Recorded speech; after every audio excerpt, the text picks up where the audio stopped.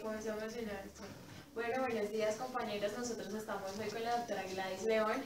Ella es abogada egresada de la Universidad Externado, tiene maestría en bioética de la Universidad del Bosque y cuenta con más de 30 años de experiencia en el Tribunal de Ética Médica de Cundinamarca. Buenos días, doctora Gladys León. Muchas gracias por atendernos. Bueno, para hoy tenemos preparada una entrevista para nuestra exposición que es sobre por qué demandan a los médicos. Nosotros hemos preparado una serie de preguntas que estamos dispuestos a hacerle para que usted por favor nos aclare dudas, nos ayude a meternos más en este tema. Bueno, primero que todo, nosotros en nuestro país, ¿en qué ley tenemos enmarcada o en qué ley se rige la ética médica? Mira, es importante aclarar lo siguiente. Cuando se habla de ética en general, no puede estar enmarcada en una ley. Cuando tú enmarcas la ética en una ley, deja de ser ética para volverse a una ley. Esa es la más importante diferencia, por ejemplo, entre la moral y la ética y la ley. Porque la moral es como una decisión personal y no está constreñida por ninguna ley para que las personas actúen bien o mal. Sería lo más importante, por ejemplo, desarrollar en nuestro país que la gente actuara por principios y por valores morales y por compromisos propios y no por el miedo al castigo que trae la ley. Pero sí muchas de las conductas que podrían decirse de la ética médica se trasladaron a la Ley 23 de 1981, que se denominó para mí mal denominado Código de Ética Médica, pero que es el que regula el ejercicio profesional de los médicos en Colombia. Bueno, doctora, muchas gracias. Con la promulgación de la Ley 23 de 1981 se da la creación de los comités de ética o los tribunales de ética. Sí. ¿Cómo se realizaban los procesos de responsabilidad del médico antes de la entrada en vigencia de esta ley? Pues la verdad no existían tribunales de ética médica como tal. El avance que trae la ley es muy importante porque resulta que el acto médico es un acto sumamente complejo. Entonces, no es lo mismo que los tribunales están formados por médicos con mucha experiencia en el manejo de pacientes, en el manejo de patologías. O sea, juzgar es ponerse en el sitio de alguien. Entonces, cuando un tribunal está formado por médicos, el juzgamiento puede ser más objetivo, porque se conocen las circunstancias, se conoce la lex artis, y entonces el juicio es más justo, por así decirlo. Son los tribunales de ética médica y fueron creados a raíz de la ley 23. Bueno, listo. Más o menos, ¿cuántos casos o demandas recibe el Tribunal de Ética Médica en Cundinamarca al mes? Bueno, al mes podríamos decir que hay un promedio de unos 30, 40 casos, porque nosotros en Cundinamarca conocemos los casos de Caquetá, de Boyacá, de Cundinamarca. Antes teníamos otros departamentos, pero ya ellos crearon sus propios tribunales como Huila, Tolima, y entonces ya no tenemos competencia sobre esos departamentos. O sea que se podría decir que el Tribunal de Ética Médica de Cundinamarca tiene como cierto conocimiento de todos los casos a un nivel seminacional, por decirlo así. Sí, es un factor territorial, sí, según el cual nosotros atendemos los casos que suceden en Caquetá, Boyacá, Amazonas y más o menos Cundinamarca. A nivel nacional, ¿cuántos casos se reciben? ¿Usted tiene información? Yo creo que debe ser muchos. Nosotros hasta el momento tenemos 3.300 casos que hemos estudiado en el Tribunal de Ética Médica de Cundinamarca. Bueno, según su experiencia, ¿cuáles cree usted que son las razones principales por las cuales se demanda a un médico en Colombia? Bueno, hay muchas razones. Y no solamente en Colombia, sino yo creo en el mundo entero. Pero digamos algunas. La primera razón, y tal vez la que más despierta el ánimo demandatorio de los pacientes o los familiares del paciente, es la mala relación médico-paciente. O sea, cuando un paciente se siente maltratado por el médico, de alguna forma, porque hay muchas formas de maltratar a un paciente, desde el saludo hasta que se acaba la entrevista, el médico debe acordarse que su actitud hacia el paciente debe ser de respeto y de consideración, y lo mismo hacia los familiares. Con la entrada de la Ley 100 en Colombia, se cambió, digamos, esa relación médico-paciente. El paciente se torna más demandatorio porque dice, yo pago para que me atiendan. Segundo, encuentra muchas trabas para conseguir citas, para acceder a los servicios médicos. O sea, cuando llega donde el médico, el paciente casi siempre está furioso. Y entonces, hay que manejar una buena relación médico-paciente, pero que va más allá de una actitud solidaria y amable, porque involucra otro ingrediente que es la paciencia. El paciente es agresivo, el paciente es demandante, el paciente no sabe explicar sus patologías, no responde las preguntas, y el médico, mejor dicho, ¿quién está obligado a dar más? El que más tiene, el que más sabe. Entonces hay que añadir otro ingrediente, pero la relación médico-paciente, la mala relación, es muy importante como, digamos, un disparador de demandas. Bueno, segundo, los errores muy graves. Los errores grasos, el error grosero se llama en jurisprudencia, ese error que solamente comete un médico totalmente ignorante, totalmente imperito. Ese también es una causa de demandas. Tercero, como causas de demandas, la culpa que siente el paciente o el que demanda. Eso es interesante. Por ejemplo, para que lo entiendas, te voy a dar un ejemplo. Un viejito está abandonado, tiene 80 años, los hijos lo abandonaron y el viejito lo llevan al hospital y se muere. Los hijos se sienten muy frustrados con la muerte de su padre, muy culpables por el abandono y miran a ver a quién le echan la culpa. Ese tipo de pacientes demandan. Es curioso, pero uno descubre que subyace en el fondo de la demanda una problemática. Hay pacientes con patologías psicológicas también que demandan. Entonces el médico tiene que ser muy avisor, tiene que estar muy cuidadoso de que este paciente que entra diciendo yo demando, yo tengo mis derechos y todo, créanle al paciente que les dice yo demando y no le contesten nunca, pues demándeme, porque yo estoy actuando bien. No le contesten porque los procesos son muy complicados, involucran mucha energía, exacto, tiempo, malestar, porque así el médico sea muy inocente, tiene que estar sometido a un proceso, y un proceso amarga la vida del médico. Entonces, cuando el paciente le diga, yo lo demando, créanle que lo puede demandar porque es su temperamento y va a demandar por todo. La relación médico-paciente, yo no sé por qué quiero volver a ella, porque es que aquí tenemos muchas quejas de unos hechos que son ciertos. El médico habla por celular mientras la consulta, sí. Y entonces el paciente se siente que nadie lo está atendiendo, que nadie lo está, que el médico ni siquiera sabrá de qué se trata. Entonces, eso es muy importante. Otra causa de demandas es que se le oculta al paciente la presentación de una complicación. Y el día de mañana el paciente la descubre. Y entonces, ¿por qué usted a mí no me informó que durante el acto quirúrgico había sucedido esto? Y entonces, inmediatamente viene una demanda porque el paciente se siente muy agredido, no solamente por la complicación, sino por la falta de información. A ver, ¿qué otra cosas? Bueno, los abogados que andan cazando procesos y que están casi al frente de las clínicas diciéndole a usted cómo le fue. Muchos le sacamos un poquito de plata al médico y también demanda. Hay muchos factores, pero si se maneja una buena relación médico-paciente, si se escribe muy bien en la historia clínica, todo completico, si se detecta al paciente demandante y se le trata de una forma cuidadosa, por así decirlo, si se cometen errores pero se les comunica al paciente, la medicina no es una ciencia exacta.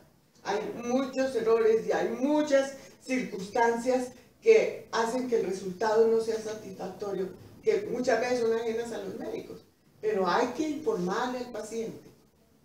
Demandan por falta de consentimiento informado y demandan porque hay casos muy graves de abuso del médico hacia el paciente, de abuso de todo tipo.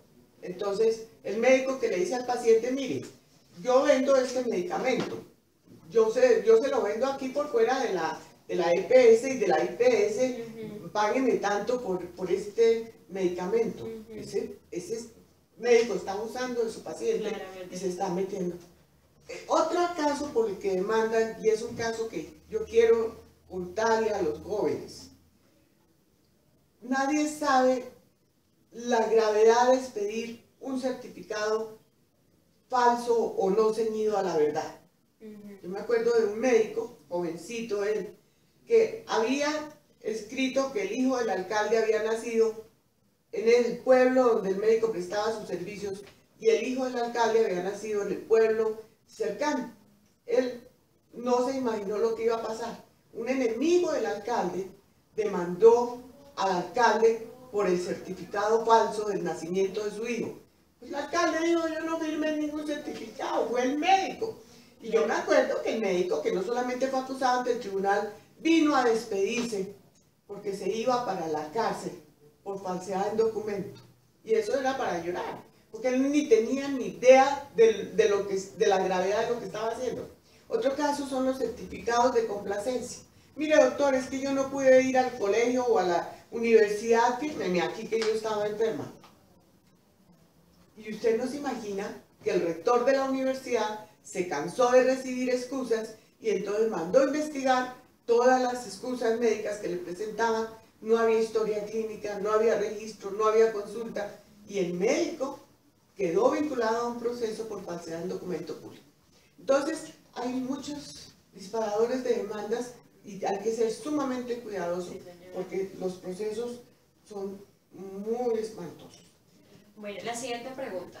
¿Por qué la pena máxima se estipuló desde un principio en la suspensión del ejercicio médico en 5 años? ¿Por qué no en una pena más severa? Tal vez no se pensó que había casos en donde el médico merecía una suspensión definitiva de su tarjeta profesional.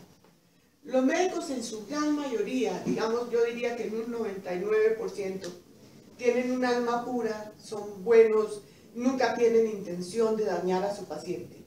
Sin embargo, hay unas excepciones que son gravísimas, en donde los tribunales dicen, por Dios santo, ¿cómo no se permite la suspensión definitiva de esta tarjeta profesional ante los hechos tan graves que se presentan?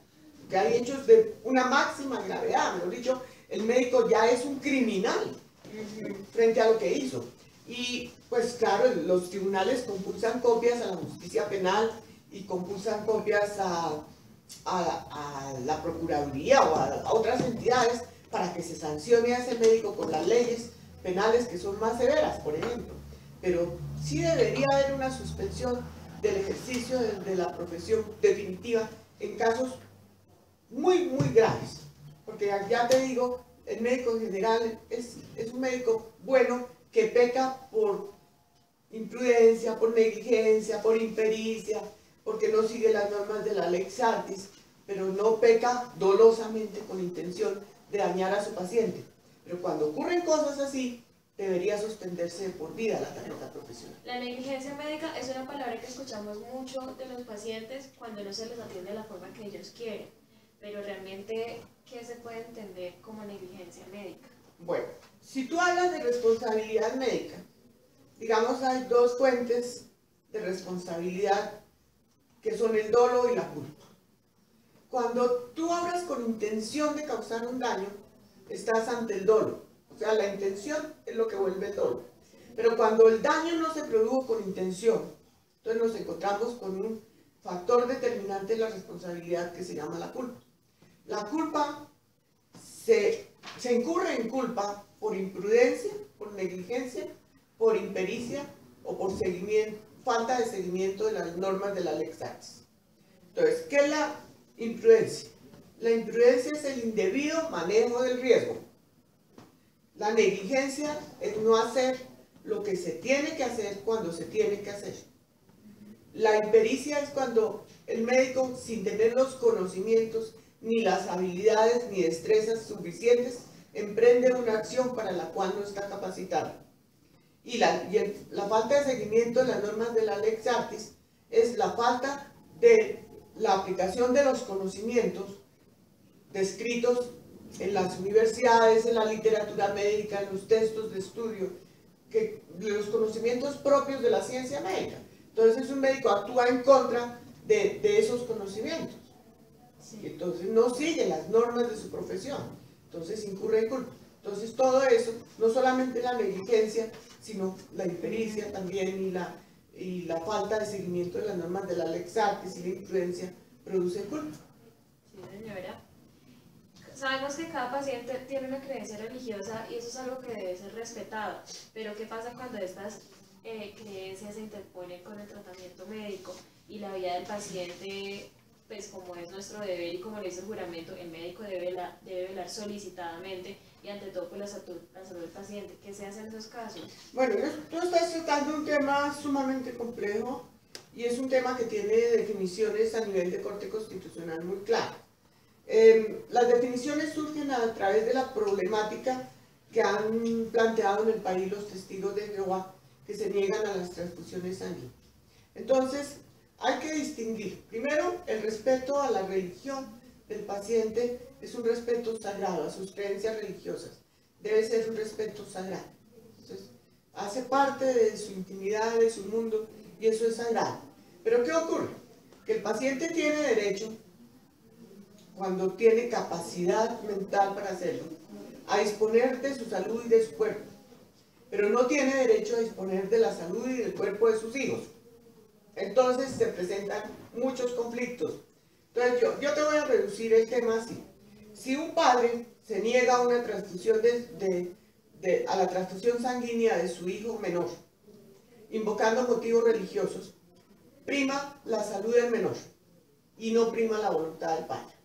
Si el padre decide que él no reciba transfusión, prima la voluntad del paciente, así se va a morir. Pero como el médico no está obligado a desempeñar sus funciones, cuando hay condiciones que intervienen en el correcto ejercicio de la profesión de médico, el médico en un momento podría decirle, mire señor, vaya de donde lo traten sin transfusión porque yo no puedo hacerme responsable de usted. Es un caso diferente, pero debe respetar la voluntad del paciente. Otro caso es cuando el menor es el que dice yo no quiero transfusión y el padre sí.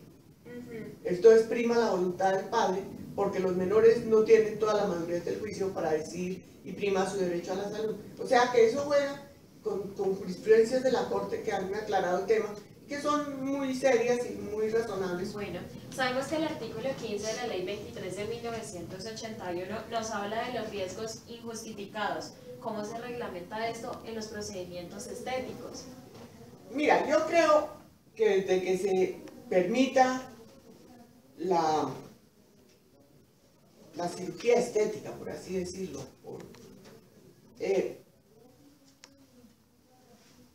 significa que la sociedad ha aceptado, digamos, la cirugía estética como una entidad dentro del ejercicio médico. Eso significa que debe hacerse por profesionales entrenados, especialistas. O sea, el problema más grave de la cirugía estética es que no es hecha por especialistas en cirugía estética. O sea, el médico no es especializado, sino cualquier médico abre un consultorio de estética y hace locura y media, como tuvimos un caso aquí de una niña, de una médica que le perforó la vena cava, la que va por los riñones. Sí, sí. A un paciente haciéndole un procedimiento de liposucción, porque ella no era una cirujana estética. Claro. O sea que lo más grave es del manejo del riesgo es cuando se hace por médicos que no tienen que no están capacitados para hacerlo. Claro. Ahora, segundo, la jurisprudencia se ha dicho que la medicina estética es de resultado y que no es de médico. O sea, lo que se analiza frente al acto médico es si el médico puso todos los medios a su alcance y sus conocimientos a disposición del paciente para mejorarlo. Pero se dice, y esto para mí es entre comillas, que la cirugía estética es de resultado. Para mí eso es un absurdo, porque es que el médico entrenado que está haciendo una actividad permitida por el Estado y que es un cirujano con una gran formación, no puede garantizar el resultado de una cirugía estética porque Claro. existen muchos factores que no son controlables, como por ejemplo aún el mismo proceso de cicatrización. Entonces, para mí, de los procedimientos estéticos, cuando son realizados por médicos especializados, el manejo del riesgo tiene que tener un análisis igual al que tiene cualquier cirugía, por ejemplo. El manejo del riesgo es si se advirtió al paciente, si se tomaron las medidas para evitarlo y si existe un equilibrio entre riesgo y beneficio. Bueno, aquí el artículo 10 de la ley 23 nos dice: el médico dedicará a su paciente el tiempo necesario para hacer una evaluación adecuada de su salud e indicar los exámenes indispensables para precisar el diagnóstico y prescribir la terapéutica correspondiente. ¿Qué pasa hoy en día con eso de las EPS y las consultas de 15 minutos que lleva a que el médico cometa ciertas fallas en su práctica? Bueno, en primer lugar, cualquier EPS que le esté diciendo al médico que su consulta es de 15 minutos comete una falta gravísima. Primero, está atentando contra la salud del paciente porque es el único el que puede determinar cuándo va a durar la consulta del médico. Así que puede haber una consulta de 1 minuto o 2 minutos y puede haber una consulta que gaste 1 hora. Segundo, está violando la autonomía del médico. En este país hay que volver a trabajar. Cuando empezamos a hablar de derechos, tú no hablas de derechos si esas personas o ese grupo tiene todos los derechos. ¿Cuándo has oído hablar tú del derecho de los hombres? No, pero el derecho de las mujeres sí lo oímos. Y oímos el derecho de los negros y los derechos de los homosexuales y el derecho de los indígenas. Y de pronto cuando se empieza a hablar de derechos, es que esas poblaciones están siendo irrespetadas en sus derechos. Ya casi que tenemos que hablar del derecho de los médicos, porque se está rompiendo la autonomía médica con cuestiones como lo que tú estás planteando, que es cierto. Nosotros tuvimos un caso de un médico que le decíamos, pero bueno, ¿y usted qué le pasó? ¿Por qué no atendió a este paciente bien?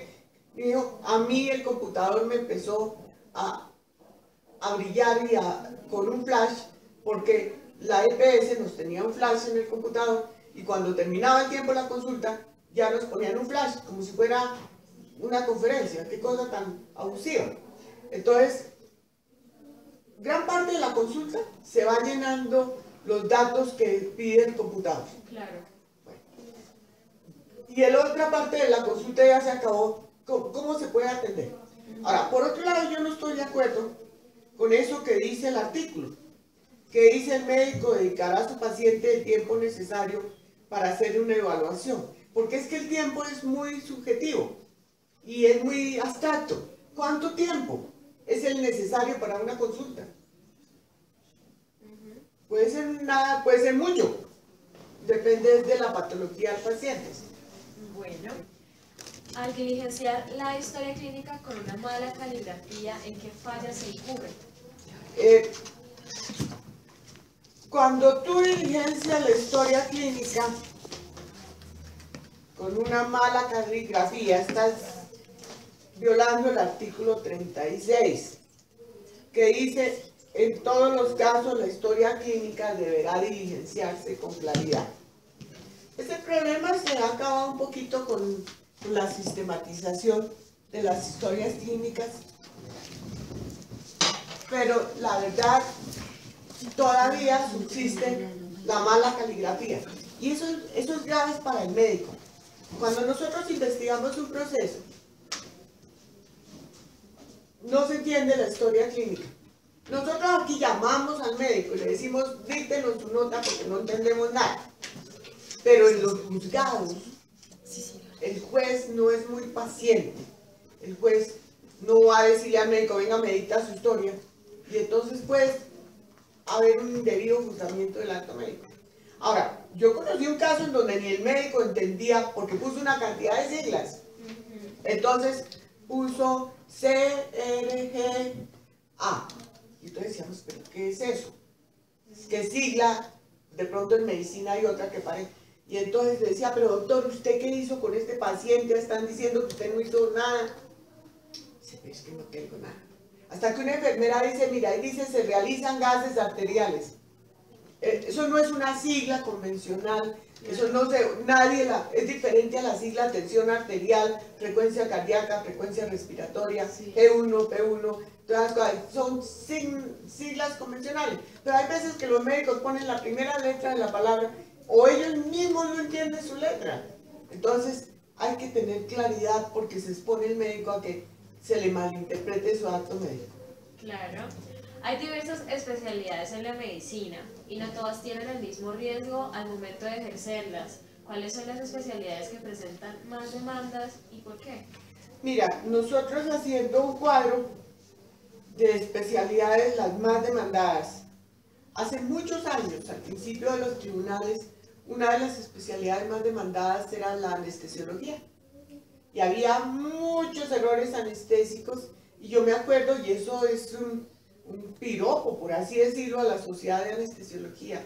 Ellos estudiaron los casos complicados, hicieron unas normas de conducta y de seguridad en la anestesiología, prohibieron hacer anestesias simultáneas, prohibieron que el médico se ausentara del quirófano, el anestesiólogo, obligaron a la revisión anticipada de las máquinas antes de dar una anestesia. Muchas medidas de seguridad muy importantes y tú me creerás, pero hoy la anestesiología es una de las entidades menos demandadas.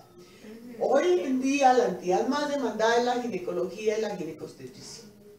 Esa tiene digamos, casi que ocupa el 60%. Y después, como caso curioso, le sigue los médicos generales que trabajan en urgencias.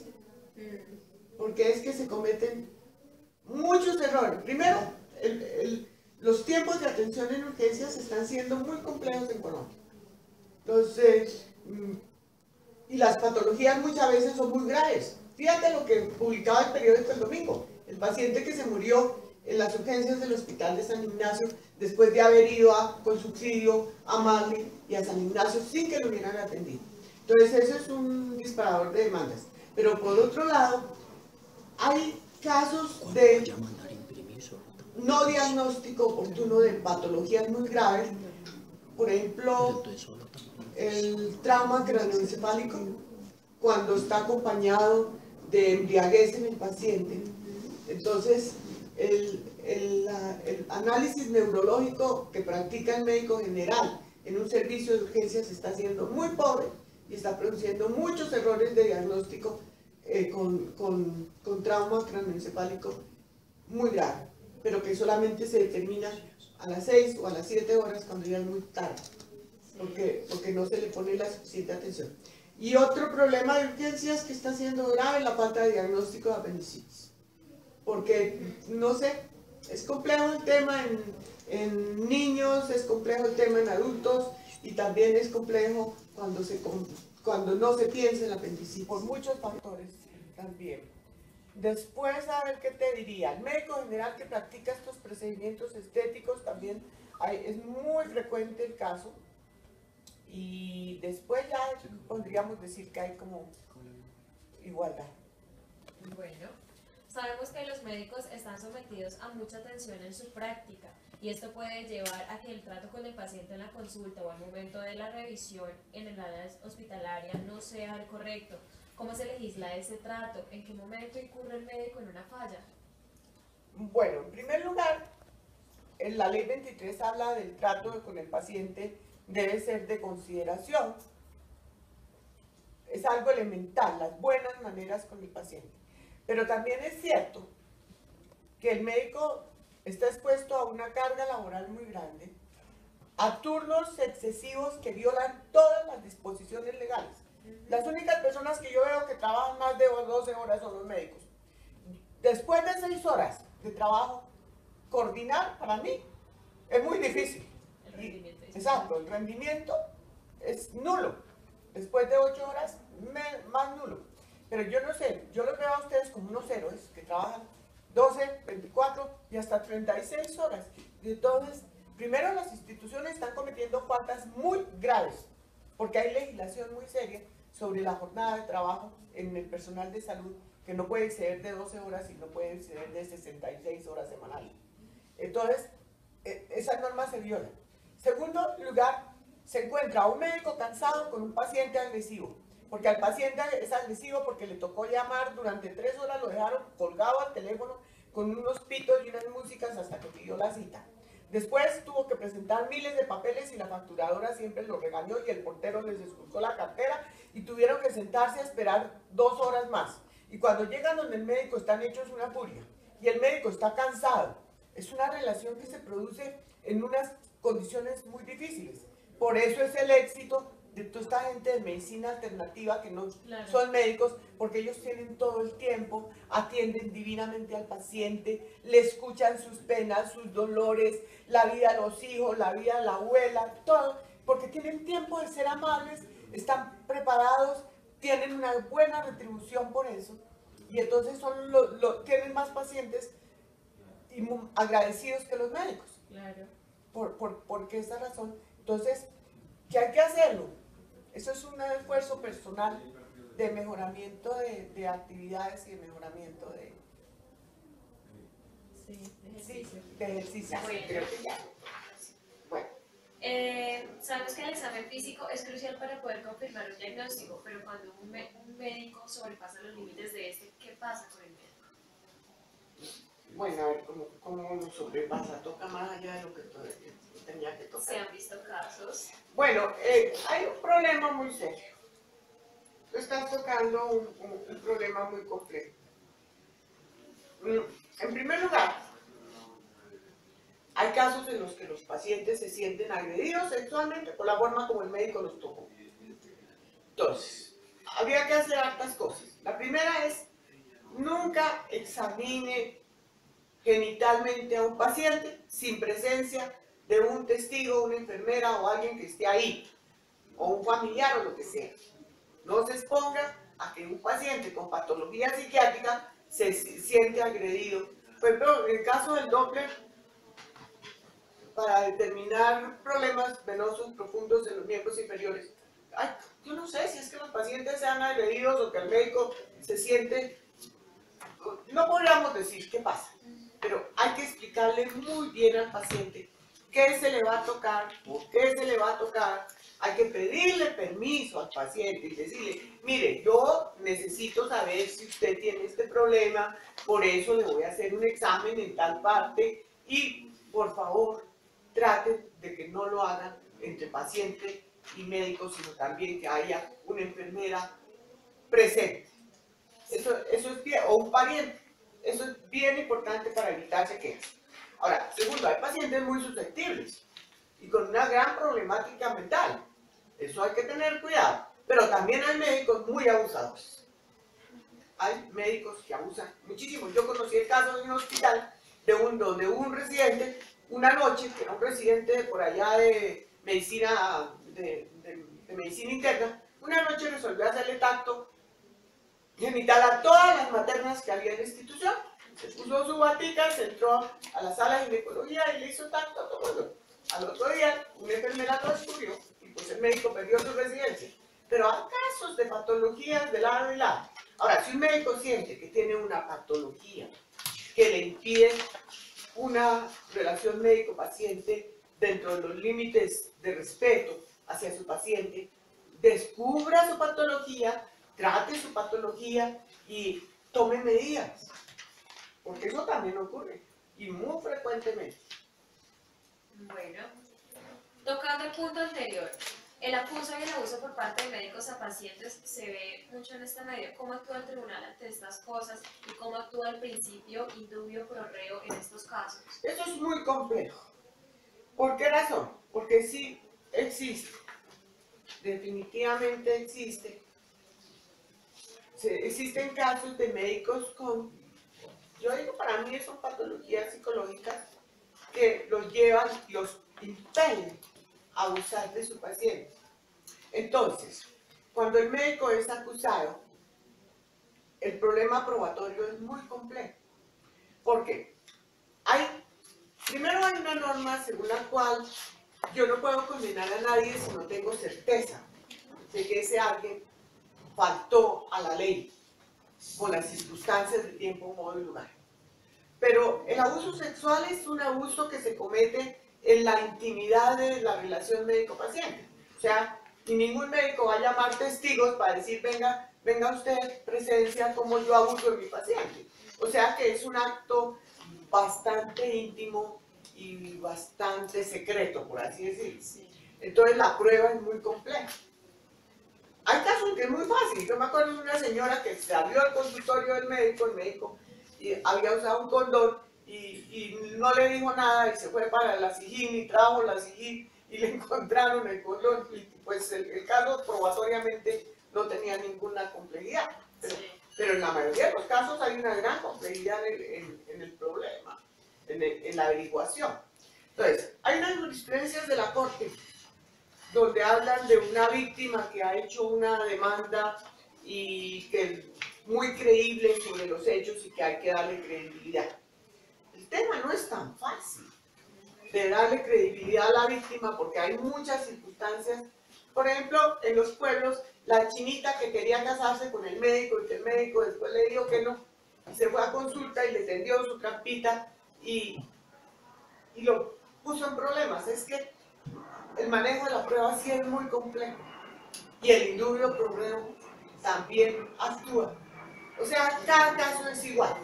En un caso que tuvimos nosotros, muy serio, pedimos los antecedentes del médico. Alguien nos contó que ese médico había hecho rural en tal parte. Mandamos los antecedentes y preciso. Tenía antecedentes en el mismo sentido, en el centro de salud donde había hecho rural. Perfecto, porque ya había algo que probatoriamente respaldaba la acusación. O sea que cada caso es distinto, pero sí lamentablemente el indubio pro reo muchas veces. Bueno, Dora, para usted, ¿cuál ha sido la decisión o el caso más difícil que ha pasado por el Tribunal de Ética Médica? ¿Y cómo se resolvió? ¿Cómo lo resolvieron? Ay, Dios mío. Bueno, aquí ha habido casos muy complicados. Hay casos muy difíciles. Bueno, sin violar ningún tipo de secreto. Yo creo que el caso más difícil desde mi perspectiva es el de una médica que estaba embarazada y durante todo el tiempo de su embarazo no se hizo visible a la comunidad.